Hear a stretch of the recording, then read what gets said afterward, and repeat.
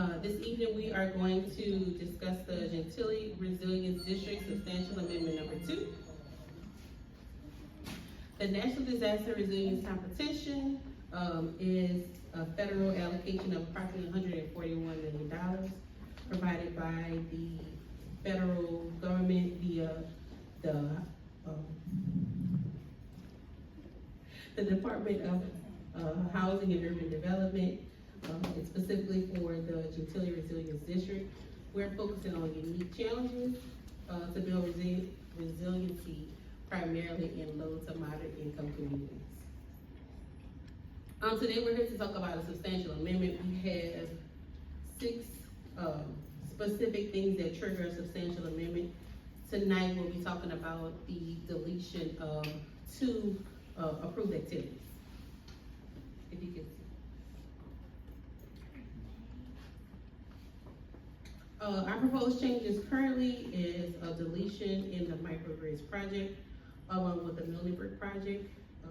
This substantial amendment seeks to reallocate $9 million from Milneburg to St. Bernard and to reallocate $5.6 million from microgrids to the energy redundancy and monitoring project.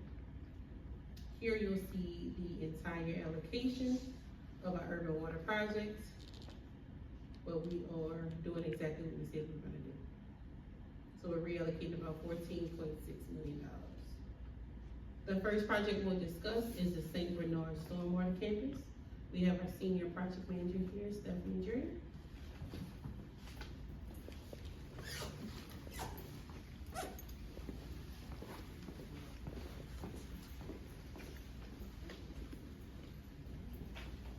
Good evening. As you can see, this is a pretty good description of the project that we're speaking of tonight, and that would be the St. Bernard Neighborhood Campus project.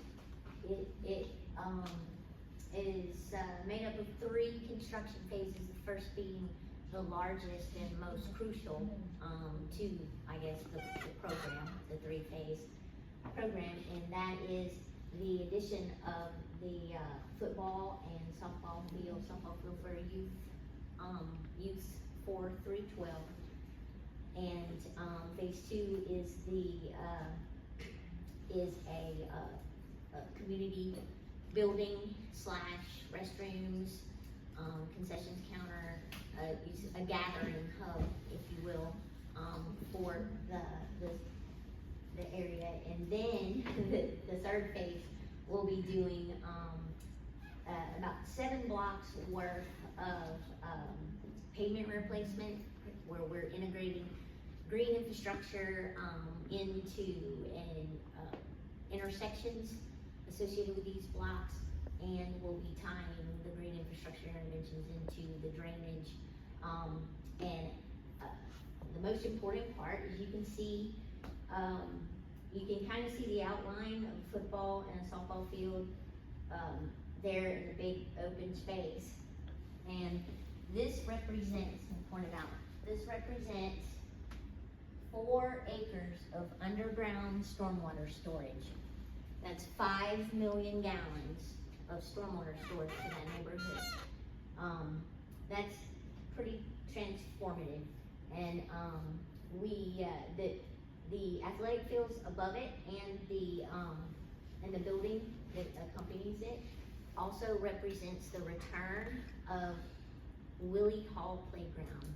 After 20 years, Willie Hall will return to its rightful location. And with that being said, I would like to give a Willie Hall Panther and CEO of Nord a minute to come up and say a few words to you.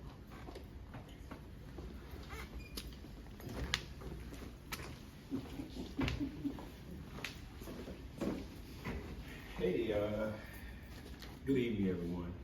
I'm excited to be coming to the point where we'll be breaking ground on this project. Just to give some history, Willie Hall Playground came in existence on the footprint of that campus in the early 1960s. That campus originally pre-Katrina consisted of Edward H. Phillips Elementary, which was changed to the name of Waters Elementary. Ms. Waters was the principal from when the school opened until she passed. It was Phillips Junior High, and it was Willie Hall Playground, all collectively there. After Hurricane Katrina, the two schools were demolished. Willie Hall Playground reopened, and then, but it was always school board property, let me say that. But the school board decided to take the property away to give remediations of the ground and built McDonald 35, which displaced that entire community of a playground for the 200-300 kids that utilized that playground throughout the year. Now Willie Hall Playground is now actually, Willie Hall sports team still exists. They've been to several different playgrounds. Now they're practicing and operating out of Pontchartrain Park. In that area, they had Harris Playground on Louisa Street. The challenge is now getting them back home. It's a program that's a very sustained program that have 200 to 300 kids still participating, but they're not home. So our goal is to, once the infrastructure is done for the stormwater management project, is to restore Willie Hall and to bring it back to what it always was, technically a football field, a baseball field, an outdoor basketball court, and a restroom concession storage facility. The great things about it is talking to the community members during the design phase of it. They're adding a walking track that will be utilized. The playground on the field will be shared with the school, McDonald 35, that's there. They have full access to the grounds up until about 5 o'clock, 5:30, then Willie Hall North teams will then take over from there.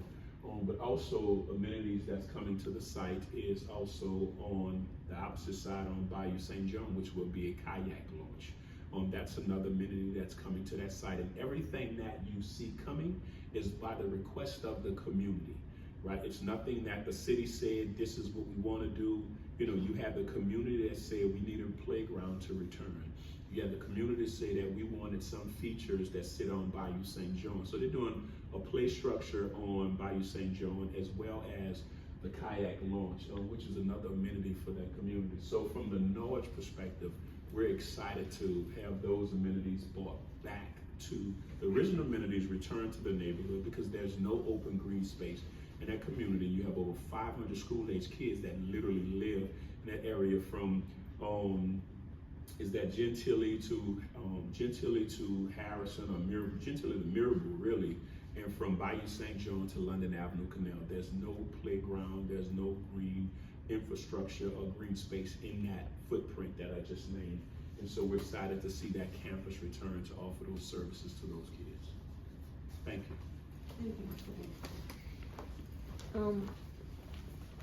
Bianca, while I was listening to Larry, because I love to hear him talk about the new facility, I did want to add the reason why we're here and mention for transparency the reason for the reallocation of the money. And that is because during the design life, as you've seen, it seems that the city is undergoing, rain events with increased frequency and increased intensity. And so while we were designing this, when we were integrating, real-time data and updating the city's drainage models, we literally had to almost triple the size of the storage chamber when we did a major recalibration of the city's drainage model. It greatly increased the size. So of course, with the increase in the capacity requirements was an increasing cost. And then we did see a little bit of cost escalation, like during the time frame when we were waiting for the environmental, everybody around the country experienced some inflation in the construction industry. So that is the reason for the reallocation of the funds. Thanks, Stephanie. Thanks, Mr. Marino. The next project that we'll speak of is also important to water storage and sustainability. We have Adam Selena here from City Water Board. Yep.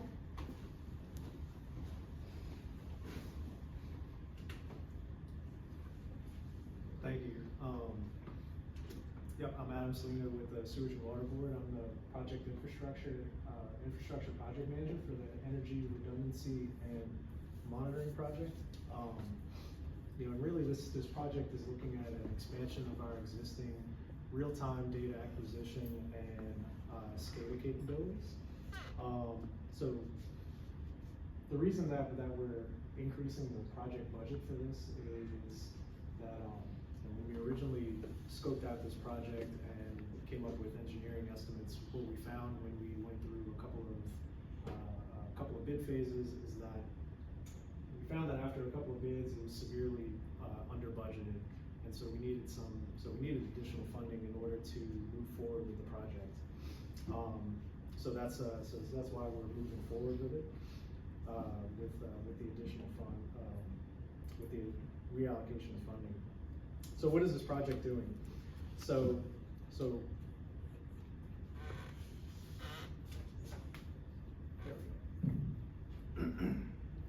specifications for this project. So we're including new instrumentation and measurement equipment for our drainage pump system. So we have, as you know, we have 24 major drainage pumps all across, pumping stations all across the city. In total, we have 93 total major pumps. Right now, when we look at our SCADA system, we're really only able to see whether or not the pumps are on or off. And so we're communicating that right now through a public-facing dashboard. We can see whether the pumps are running or not. What we lack is some more detailed information. So whether or not we have, say, high temperature, high vibration, abnormal pressure conditions.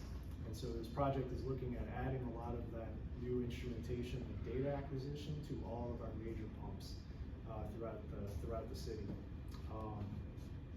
What that will allow us to do is to gather performance data on our critical drainage infrastructure. We can track system health over time, as well as identify any early indicators of deteriorating performance throughout the drainage system in this neighborhood and across the entire city. So once we identify any of that deteriorating performance, we're able to get our maintenance teams involved to address any problems early on before they develop into a major or complex issue.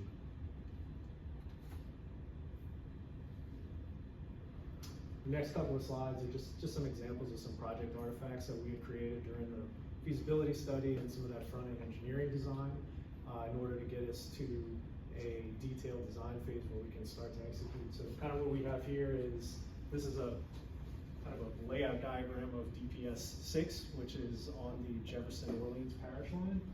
And there's a lot of information here. I'll try to break it down, but each one of these are major horizontal pumps. And so what's listed here in these small boxes, it's hard to see. It's identifying each one of those pumps and the different types of instruments that are going in each one. So there's, like I said, temperature sensors, pressure sensors, oil levels, things like that were defined by our engineering teams. And so we have one of these for each one of each station all throughout the city.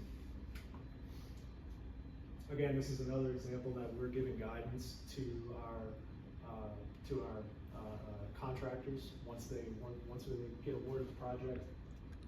We get some photographs of what the existing system looks like for data acquisition, and then some instructions on what to do. So in this case, we're having a new PLC cabinet furnished, and then detailing all the instrumentation that's tying into new I/O points and some new wireless communication infrastructure within the pump station to eventually send it to our data historians downtown. Similarly here, you can see this some of this old infrastructure here.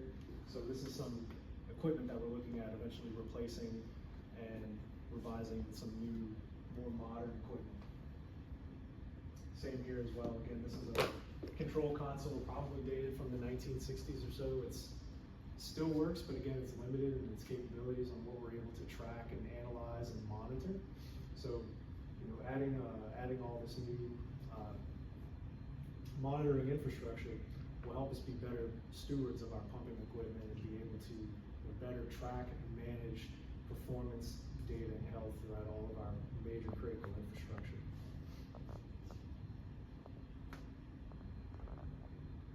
That's really all I have. I have a question. Yes. Is that the, equipment that's at the pumping station, like right by Veterans? Yes, so that's drainage, so what I showed was drainage pump station 6. I think the previous slide here, this was a different station. I think this one here was this one was technically from station 12. Oh, where is that located? Station 12? Yeah. So station 12 is right near Lakeshore Drive, and I forget what that street is. Weston. Weston, Weston, that's exactly yeah. it. I know Thank what you. you're talking So right on that corner of kind of West End and Lakeshore Drive, close to Mount Palmer Academy, there's a smaller station there. This is the interior of that station, kind of what it looks like. So, but I wanted to have these photographs here to share today because it's a kind of a good representation of what we'll see kind of citywide. The station that services this area is Drainage Pump Station 4. Yes. Again, it's going to have very similar equipment to what you see here, Really? dating back from easily the 1960s. I'm surprised. It's really actually a testament to your maintenance capability. Yes. Because how many cities can say that they kept that equipment running this long? Yeah, and to that point, whenever we bring contractors around to not only our drainage pump stations, but the sewer pump stations, we always have to spend at least 15, 20 minutes for them to take photographs and to look at everything because it was a living, working museum. They've never seen, Oh, yeah. they've really never seen anything with this age still in operation today. And Pump Station 1 just tells a story from the very first pump, and as the pump The station wood pump. expanded, the different, you Yeah. know, the tour is amazing. But it definitely needs an upgrade though. Yes, For so, sure. and this station is the same way as well, all of these pumps here, part of the reason why the cost is where it is, because these pumps here date back to easily the 1940s, 1950s. Right. And so at that time, there wasn't a lot of thought given into performance data and how we can effectively track this. If I go and we buy a pump today, there'll be accommodations for that. There'll be certain ports and inserts where we can add instrumentation to start to track and monitor this stuff because that's what the industry expects now. Back then, all of this will have to be custom refitted and kind of almost engineered in a way to we don't damage the equipment and accidentally puncture a hole, and now we create More. a vacuum. We break a vacuum seal, and now we're affecting the performance of the pump being able to flow water, and we don't damage the electromechanical equipment as well. So it's going to be a lot of engineering that's going to be involved in adding some of this modern technology into our system, but that's what this project is looking at doing, and then as well expanding pretty greatly our existing monitoring capabilities. So It's like a custom retrofit of a classic car. that's it's like taking that's exactly right. You're taking a car from the 1940s and putting power windows, anti-lock brakes, and a Bluetooth receiver in it. Yep. Thanks for the explanation. So, but no, that was a good question. Any other questions? Thanks, Adam. Yep. This is the end of the presentation. We have a comment period that was open as of May 13th. The comment period is 30 days. All comments can be emailed to ocvrecovery@nola.gov or dropped off to our physical location at 1340 Poydras. At the end of the period, what we'll do is we will incorporate everything that was said here today, along with our electronic comments to be provided to HUD on June 14th. And that is the end of our presentation. Thanks for your time and attention.